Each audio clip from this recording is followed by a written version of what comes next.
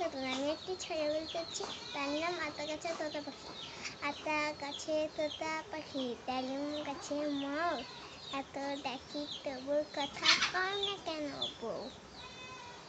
আর বলো। আর নতুন নতুন পায়রা গলি ছোটন বেড়েছে, ও পাড়াতে ছেলে মেয়ে নেইতে নেমেছে। দুই ধারেতেই রুই কাতলা ভেসে উঠেছে। কে দেখেছে কে দেখছে, দাদা দেখেছে। দাদার হাতে কলম ছিল, ছুঁড়ে মেরেছে, উফ বড্ড লেগেছে।